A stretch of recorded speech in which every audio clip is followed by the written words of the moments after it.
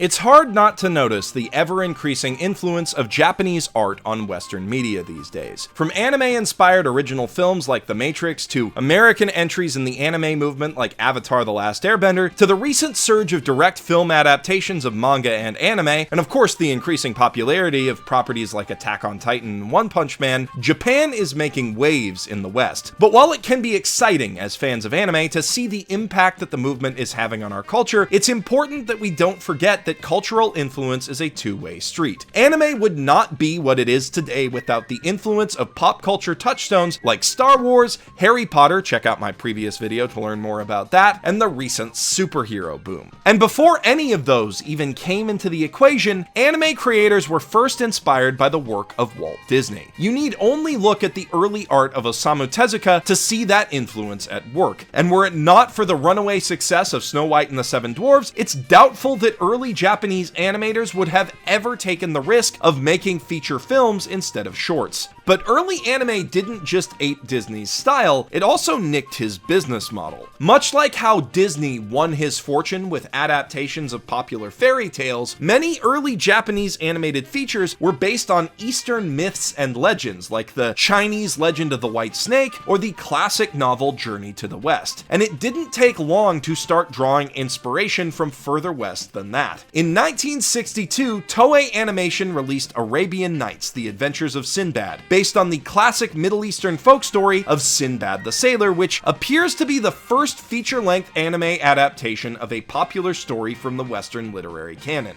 It wouldn't be the last. In 1969, Mushi Production debuted Calpis Comic Theater, first with an adaptation of Osamu Tezuka's samurai manga Dororo, and then shortly thereafter with Moomin, a loose adaptation of the Moomin children's books by Finnish author Tove Jansson. The little white hippo fairy thing would go on to become something of a cultural icon in Japan, both for the cartoon itself and for the merch spawned from it. And that was just the beginning for Calpis Comic Theater, which went on to adapt a series of classic stories from Hans Christian Andersen in 1971, and then Rocky Chuck the Mountain Rat in 1973, an adaptation of a less popular children's story from Thornton Burgess, the creator of Peter Rabbit. These shows were successful in their own right, but they were merely a prelude to what came next. The final series to debut under the Calpis Comic Theater brand was 1974's Heidi, Girl of the Alps, adapted from Swiss author Johanna Spyri's 1880 novel Heidi. Heidi was insanely popular already as a children's novel, but the anime adaptation exploded, becoming one of the most popular shows of its time and one of the most influential anime ever made, spawning parodies from sources as varied as Yatterman, Gintama, Golden Time, and the rock band Annie Metal, and inspiring countless Japanese tourists to visit the Swiss Alps. 5 years later, in 1979, Calpis Theater would be rebranded as World Masterpiece Theater, which would go on to play host to many adaptations of literary classics, from Tom Sawyer and Peter Pan, to Anne of Green Gables, A Dog of Flanders and Little Women, to Les Miserables and the Trapp Family Story, aka The Sound of Music. World Masterpiece Theater is considered to be one of the most important anime of all time, but it wasn't without its competition. Studio Madhouse got its start with Manga Sekai Mukashi Banashi, a long-running series of 30-minute fairy tale adaptations, and found early success with anime versions of Treasure Island, Marco Polo, and the French classic Sans Famille, which would also be adapted by World Masterpiece Theater into Nobody's Girl Remy in 1996. Tatsunoko Production also took its own weird stabs at the Western adaptation market, with not one but two entirely different sci-fi shows about kids time traveling back into Bible stories: 1981's Anime Oyako Gekijo and 1982's Tondera House no Daiboken, both of which were brought to America by the Christian Broadcasting Network as Superbook and The Flying House, respectively. But let's take a step back and look more closely at Heidi. The quality and popularity of the Swiss source material undoubtedly undoubtedly contributed to the show's success both in Japan and abroad, but it owes just as much to the pedigree of talent behind it. Screenwriters for the show included Hayao Miyazaki and Gundam creator Yoshiyuki Tomino, and it was directed by none other than Isao Takahata, the legendary director of Grave of the Fireflies, The Tale of Princess Kaguya, and many episodes of the original Lupin III series, which is as good a place as any to start talking about how anime has, over the years,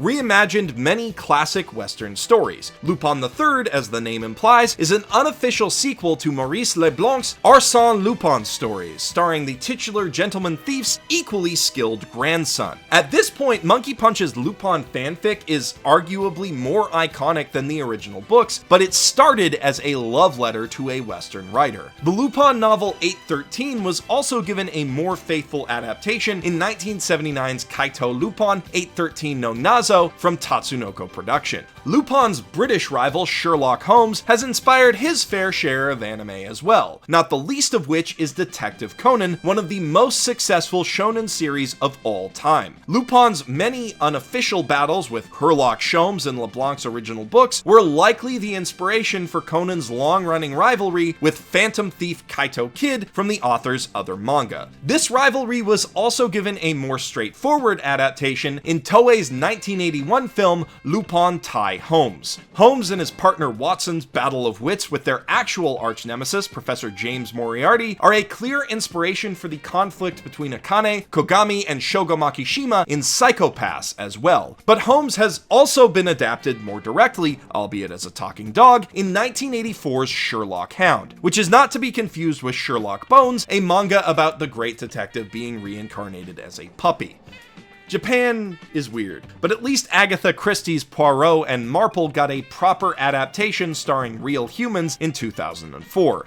Interestingly enough, Sherlock Hound was the last TV series ever directed by Hayao Miyazaki, releasing the same year as his breakthrough film, Nausicaa of the Valley of the Wind. It wouldn't be his last adaptation of a Western work, however. In 2004, Miyazaki directed Howl's Moving Castle, a loose adaptation of Diana Wynne Jones' novel of the same name. In 2008, he directed Ponyo, which was even more loosely inspired by The Little Mermaid. Outside of Miyazaki's own work, Ghibli's The Secret World of Arrietty is a visually stunning take on Mary Norton's The Borrowers series that is fairly accurate to the original novel, aside from the fact that it's set in Japan. Miyazaki's son, Goro, also adapted Ursula K. Le Guin's Earthsea series into a jumbled mess of a fantasy movie called Tales from Earthsea, a film so bad that it prompted Miyazaki Sr. to say, "It's good that he made one movie. With that, he should stop."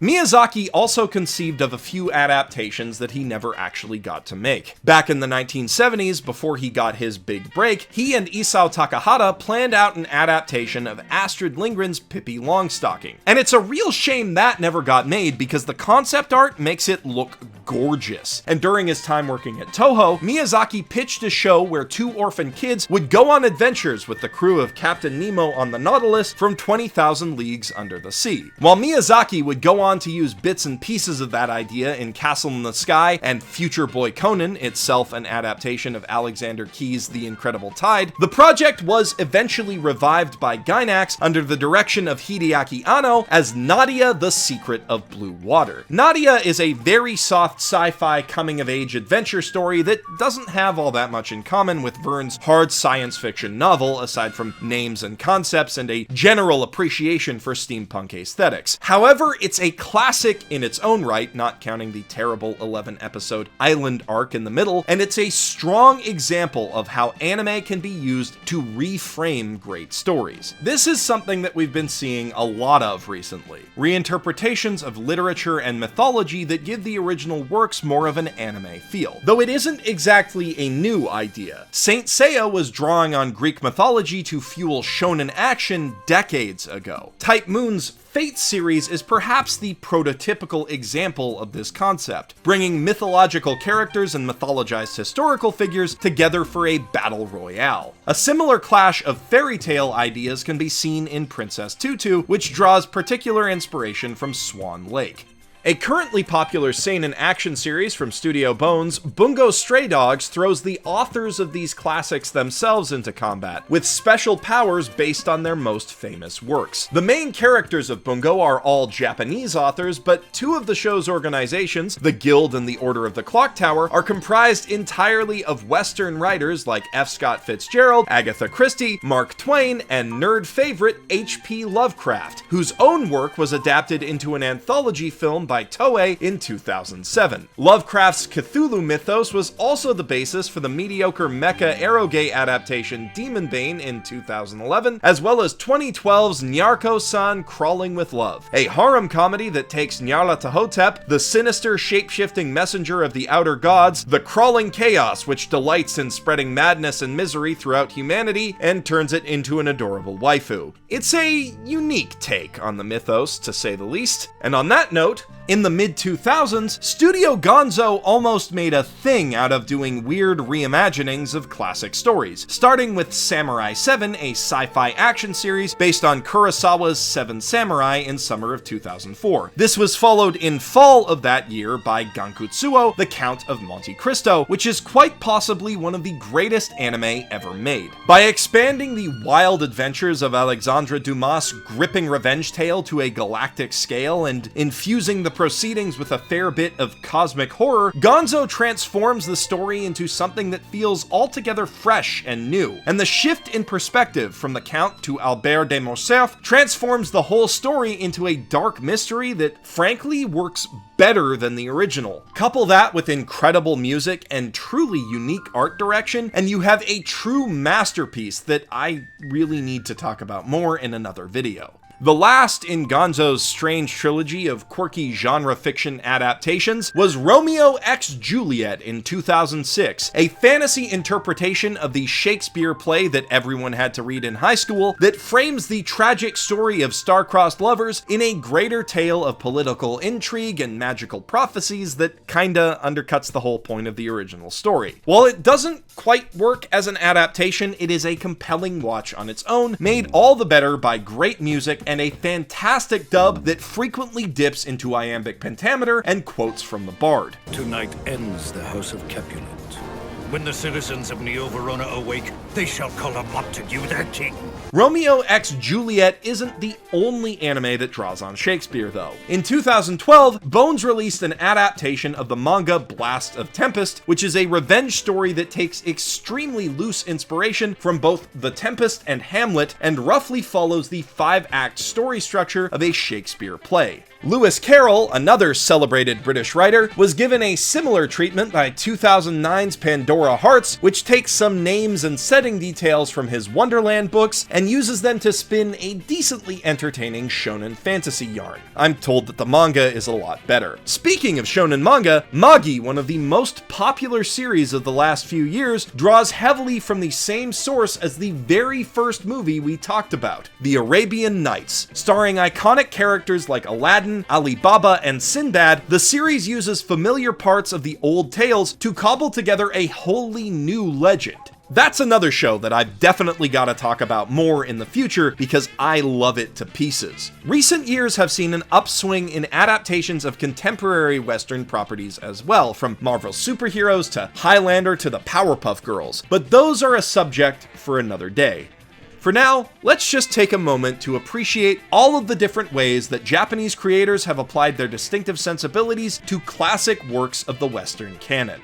That said, if there's one series that I really hope I'll be able to add to this timeline of anime in the near future, it's Frau Faust, a new manga from Yamazaki Kore, the author of The Ancient Magus Bride, one of the most promising shows of the upcoming season, that presents a fascinating reinterpretation of the German legend of Faust. In Yamazaki's version of the story, Faust is a cute girl, of course, who has used her demonic immortality to undertake many lifetimes worth of scholarly study. We follow her on a quest to collect the scattered pieces of her demon partner, Mephistopheles, so that she can punch him in his, quote, stupid, needlessly handsome face. It's one of the best manga I've read in a long damn time. A fun, charming adventure that exhibits the same great world building and deft balance of dread and wonder that makes The Ancient Magus Bride such a great read and a great watch. If you want to read it for yourself, you can find the first volume on Bookwalker, Kadokawa's official manga and light novel ebook store. And you can buy it for just $3 if you use the promo code BASEMENT at checkout for a 600 yen discount on the sticker price. Tell me what your favorite anime takes on Western properties are in the comments below. And while you're down there, it sure would be swell if you'd hit those like and subscribe buttons. If you want to help me make more videos like this, then consider supporting my Patreon at patreon.com/mothersbasement. You could get your name in a video just like these amazing people here. Thank you so much to my patrons for all that you do in helping me make these videos. If you're interested in more anime history, check out this video about Harry Potter's influence on crappy harem shows, or this one about Linkin Park's legacy of AMVs. And don't forget to subscribe to my second channel, where my podcast, The Weekly Weebcast, will be making a return very soon. I'm Geoff Thew, professional shitbag, signing out